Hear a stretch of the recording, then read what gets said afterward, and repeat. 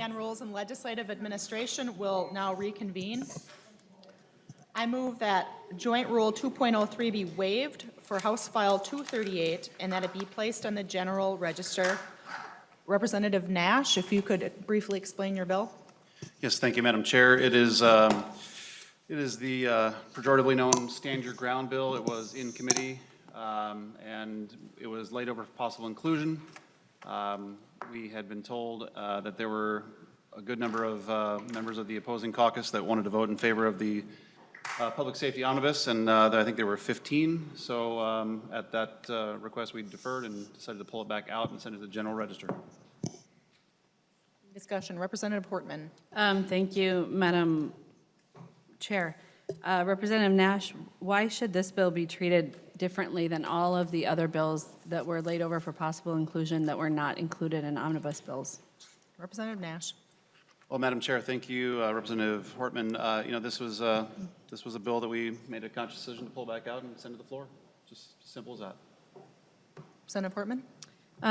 Madam Chair, I don't think that there's any compelling reason at all. In fact, there hasn't really been any reason given for treating this bill differently. Throughout the session, we have repeatedly ignored the rules whenever we feel like it, and as a body, not as a minority, but as a body. And so the question becomes, why do we even have rules? Why do we have deadlines? Why do we have procedures that everybody else has to meet when we're just going to treat bills that the majority wants to pass or take up differently based on whim? Representative Portman, I would remind you that when you were in charge and Representative Murphy sat in the chair I'm sitting at, there were 29 rules waivers. We can go through the whole list. I didn't feel many of them were necessary. I can go through the list if you want to compare and contrast, but I think it's unfair for you to say that we're not following the rules when I think we've had maybe a couple of rules waivers versus the 29 when the Democrats last controlled the body. Representative Murphy. Thank you, Madam Chair.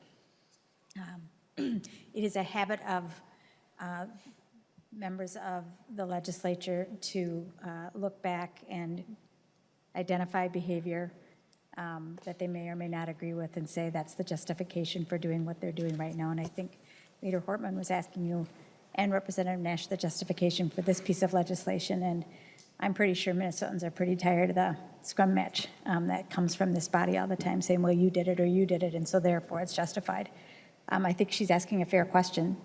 And I don't think it's out of lines for her to ask, and by suggesting that because someone else did it, namely me, which is fine, in the past, isn't necessarily an answer to her question, but instead a dodge. Well, okay, like I said, we can go through the list if you'd like, and we can just debate how worthy they were. Representative Freiberg is next on the list. Thank you, Madam Chair. So in the Government Operations Committee, there were a bunch of bills that were laid over for possible inclusion in an elections omnibus bill. I had a couple in there that I thought were pretty good policies. There were some from the other side. Will those bills be afforded similar courtesy of a waiver of the joint rules, since it appears we're not going to have an omnibus elections bill in the next week? No. Representative Portman. Thank you, Madam Chair. Well, just to close out my point, here we are 7 days before the legislature is going to adjourn. We have a bunch of budget bills that have been sent to the governor that he's vetoed, and we're going to take the time and energy to send a bunch more for more vetoes. We are nowhere near passing a budget for the state of Minnesota. We are nowhere near an agreement on what the spending totals would be in any of those budget bills. And here we are 7 days before the session ends, when our job this year is to keep the government functioning so that on July 1st, Minnesotans have all the services up and running that they expect. And instead of doing that important work, we are going to calendar one of the most controversial bills of the entire legislative session for floor debate in the Minnesota House, which will take potentially an untold number of hours, during which obviously negotiations can't take place. And a bill which is likely destined for a veto. So it just seems, Madam Chair, that in addition to totally disregarding the rules, that this is not a good use of the legislature's time at this part of the legislative session. Representative O'Driscoll? Well, thank you, Madam Chair. I wasn't going to speak, but Representative Freiberg is suggesting there may not be an omnibus elections bill. As the chair of the committee with jurisdiction on that and the chief author of the bill sitting across the table from you, we both kind of looked at each other and want to know what Representative Freiberg knows that we don't know as the people who are involved in putting that bill together. Maybe it's more rhetorical in nature, but comes as a surprise to me this morning, Madam Chair. Maybe Representative Freiberg would like to answer that? Sorry, what is the question exactly? Could you restate that? You're maybe turn towards, Representative speak into the mic O'Driscoll? or turn towards me. I have trouble hearing. Madam Chair and Representative Freiberg, can you hear me now? Yes, that's better.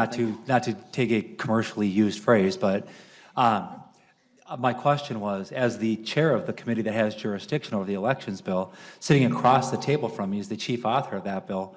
When you made your statement that there wasn't going to be an elections bill this year, we both looked at each other kind of with a look on our face and puzzled. What do you know that we don't know when we're intimately and actively involved in this legislation? Representative Freiberg? Thank you. I don't know any, I believe I said I don't know that we are going to have one, and I just said under the assumption that we're not, which from what you're saying, maybe it's not. I think that's a good thing. So I'd certainly like to see that bill. I think there are some important policy issues to be discussed with that. My only point was that, you know, there were several provisions that were laid over for possible inclusion, and I don't understand, and I know that was the case in other committees as well. I guess I don't know why this bill should be treated any different from those. I was just holding that one up as an example. I know there are other examples like that out there. If we're going to hear that bill, that's great. But my underlying point still stands with regards to other bills. Any other discussion? Seeing no other discussion, all those in favor, please signify by saying aye.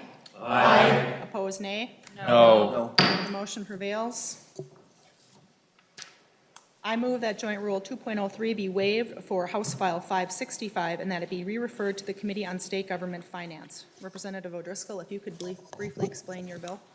Thank you, Madam Chair. And this bill is the annual omnibus pensions bill that passed out of the commission last week and has made its way through the Senate and had its first committee stop in government operations, but by rules it can't go any further without a rules waiver to being able to resolve our 2017 pension issues. And so I do ask members to support the waiver. Any discussion? Seeing no discussion, all those in favor, please signify by saying aye. Aye. Opposed, nay. The motion does prevail, and we are again in recess. Thank you.